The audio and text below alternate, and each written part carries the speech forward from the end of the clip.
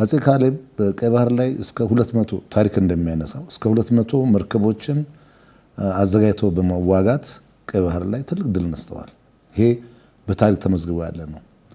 አንድ ሀገር ሲወረር ሁሉ መከላከያ የሚያበጀው አቅም በሚፈቅድ መሰረት ወቅቱ በሚፈቅድ ሁኔታ ነው። በጦርና በጎራዴ ሀገራችን ተጠብቃለች።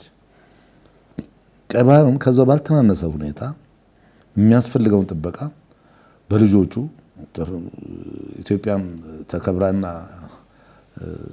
ሳትደፈር በሰላም እንድትኖር ያደርጉ ልጆቿ አብዛኛውን መስዋዕትነት ከፍለው በዛም ሁኔታ ቆይተዋታል።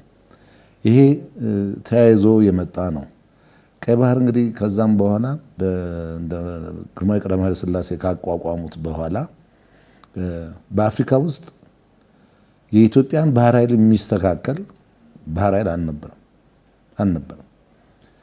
ሌላው እንኳን ሲቀር በባህር ኃይሉ ዓመታዊ ዝግጅት አለ፣ ግራጁዌሽኖች፣ የምረቃ በዓሎች አሉ እና ከፍተኛ የምረቃ በዓል የመኮንኖች ምረቃ በዓል በሚደረግበት ሰዓት ወደ ቀይ ባህር የሚመጡ የአሜሪካን፣ የታላቋ እንግሊዝ፣ ብሪታንያ፣ የራሽያ እና የመሳሰሉት ሀገሮች መርከቦች በዓሉን ለማክበር ትልቅ ተሳትፎ ያደርጉ ነበር።